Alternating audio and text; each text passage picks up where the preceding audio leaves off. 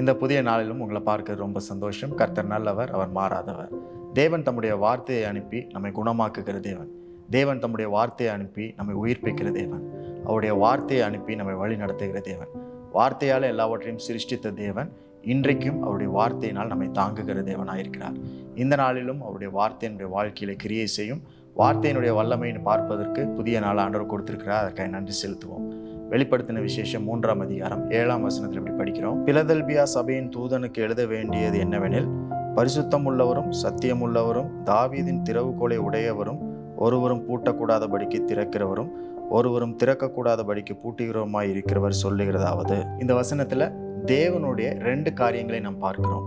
ஒருவரும் பூட்டக்கூடாதபடி திறக்கிறவரும் ஒருவரும் திறக்கக்கூடாதபடி பூட்டுகிறவருமாகிய தேவன். அப்போ நம்முடைய வாழ்க்கையில் தேவன் நமக்காக கதவுகளை திறக்கும் பொழுது அதை ஒருவராலும் பூட்ட முடியாது. அதே நேரத்தில் தேவன் கதவுகளை பூட்டும் பொழுது அதை ஒருவராலும் திறக்க முடியாது. தேவன் நம்முடைய வாழ்க்கையில் அநேக கதவுகளை திறப்பார். அது ஆசீர்வாதத்தின் கதவுகளாக இருக்கலாம், சுகத்தின் கதவுகளாக இருக்கலாம். அந்த கதவுகள்லாம் திறக்கப்படும் பொழுது அநேக வாய்ப்புகள் நம்மளுக்கு உருவாகும், ஆசீர்வாதங்கள் பெருகும், சுகம், பலன், ஆரோக்கியம் பெருகும். எல்லா நிலைகளிலும் நீங்களும் நானும் ஆசீர்வதிக்கப்படுகிறத நம்மளால பார்க்க முடியும். இந்த மாதிரி நன்மை மிகுந்த காரியங்கள் எல்லாமே தேவன் கதவுகளை திறக்கும் பொழுது நடக்கிறது. இதே போலதான் இந்த நன்மை மிகுந்த காரியங்கள் தேவன் கதவுகளை பூட்டும் பொழுதும் நடக்கிறது. When God closes a door, no one can open it, not even you. தேவன் கதவுகளை பூட்டும் பொழுது, மூடும் பொழுது, அடைக்கும் பொழுது அதை ஒருவராலும் திறக்க முடியாது. உங்களால கூட திறக்க முடியாது. Closed doors does not mean God is depriving you of all blessings. மூடப்பட்ட கதவுகள், பூட்டப்பட்ட கதவுகள்னா தேவன் நம்மளுக்கு வருகிற ஆசீர்வாதங்கள் எல்லாவற்றையும் மூடிவிட்டார் என்ற அர்த்தம் கிடையாது. தேவன் கதவுகளை, வாசல்களை மூடும் பொழுது அதுவே நம்மளுக்கு ஆசீர்வாதமாக மாறுகிறது. சில காரியங்களை பாரம்பரியமாக நம்ம செஞ்சுட்டு இருப்போம், கன்வென்ஷனலாக செஞ்சுட்டு இருப்போம், பழக்க வழக்கத்தின் அடிப்படையில் செஞ்சுட்டு இருப்போம். அந்த மாதிரி காரியங்கள் நடக்கும் பொழுது சில நேரத்தில் தேவனுடைய அற்புதங்களை நம்மளால் பார்க்க முடியாது.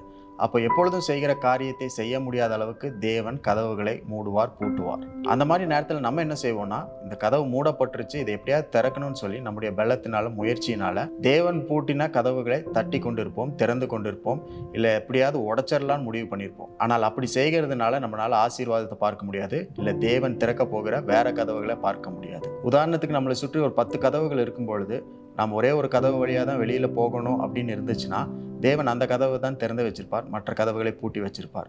நம்ம நினைக்கலாம் 8 வழியில் வெளியில் சென்றலாம் அப்படின்னு நம்ம நினைக்கலாம். ஆனால் எல்லா கதவுகளும் வழிகள் அல்ல.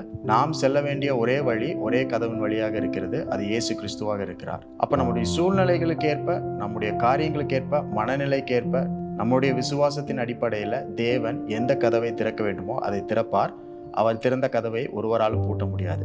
அதே நேரத்தில் தேவன் நமக்கு தேவையில்லாத கதவுகளை பூட்டுவார், பழக்கமான கதவுகளை பூட்டுவார், பாரம்பரிய கதவுகளை பூட்டுவார், அவிசுவாச சந்தேக கதவுகளை பூட்டுவார். அதன் மூலமாக தேவன் நம்மளுக்கு நன்மையையும், விசுவாசத்தையும், பலனையும், ஆரோக்கியத்தையும், ஆசீர்வாதத்தையும் பெருகச் செய்வார். இன்றைக்கு கூட சில ஸ்ட்ரகிள்ஸ் நம்மளுடைய வாழ்க்கையில பார்க்கலாம். எப்போவும் செஞ்சு கொண்டிருந்த காரியத்தை திரும்ப நம்மளால செய்ய முடிய மாட்டேங்குது, அதில் ஏதோ ரொம்ப தடை வருது, எப்பவும் யூஸ் பண்ணுற மெத்தட்ஸ் இப்போ நம்மளுக்கு வேலைக்கு ஆக மாட்டேங்குது, எப்பவும் செய்கிற ஜெபம் இப்போ பதிலளிக்கப்பட மாட்டேங்குது அப்படின்ற ஒரு காரியம் நம்முடைய வாழ்க்கையில் பார்த்தோம் அப்படின்னா தேவன் அப்படிப்பட்ட கதவுகளை மூடி வேற கதவுகளை திறக்கிறார் என்பதை நாம் புரிந்து கொண்டு இந்த இடைப்பட்ட நேரத்தில் தேவன் மேலே நம்பிக்கை வச்சு, கடவுள் மேலே நம்பிக்கை, விசுவாசத்தை வச்சு அவர் எந்த கதவுகளை திறக்க போகிறார், எங்கே வழிகளை உண்டு பண்ண போகிறார் அப்படின்றத நாம் பொறுமையோடு பார்த்து கொண்டே இருக்கும் பொழுது ஏற்ற காலத்தில் தேவன் உங்களுக்காக கதவுகளை திறப்பார். பொதுவாக தேவன் கதவுகளை திறக்கும் பொழுது காரியங்கள்லாம் ரொம்ப ஈஸியாக இருக்கும், சுலபமாக இருக்கும், ஆசீர்வாதமாக இருக்கும். ஆனால் தேவன் கதவுகளை பூட்டும் பொழுது அந்த காரியத்தை நம்மளால் டைஜஸ்ட் பண்ண முடியாது. தொடர்ந்து செய்து வந்த காரியத்தை திடீர்னு நிறுத்த சொன்னால் எப்படி இருக்கும், அந்த மாதிரி ஒரு காரியம் நம்முடைய வாழ்க்கையில் இருக்கும். ரொம்ப அன்கம்ஃபர்டபுளாக நம்ம ஃபீல் பண்ணுவோம். ஆனால் தேவன் மேலே விசுவாசத்தை வைப்பதற்காக அப்படிப்பட்ட காரியங்களை ஆண்டவர் செய்கிறார். அவர் பூட்டின கதவை ஒருவராலும் திறக்க முடியாது, நாமும் திறப்பதற்கு முயற்சி செய்யக்கூடாது. தேவன் இன்றைக்கும் உங்கள் வாழ்க்கையில் புதிய கதவுகளை திறக்கப் போகிறார். வருகிற நாட்களில் புதிய கதவுகளை திறக்கப் போகிறார். ஆகவே ஒவ்வொரு நாளும் எதிர்பார்த்து கொண்டே இருங்க. புதிய வழிகளில் ஆண்டவர் உங்களை நடத்தி செல்ல போகிறார். அவருடைய வார்த்தை எப்பொழுதும் புதிய காரியங்களை நம்முடைய வாழ்க்கையில் செய்து கொண்டே இருக்கிறது. இன்றைக்கும் புதிய காரியங்களை பார்ப்பதற்கு ஒரு நல்ல நாள் ஆண்டவர் கொடுத்ததற்காக நன்றி செலுத்துங்க.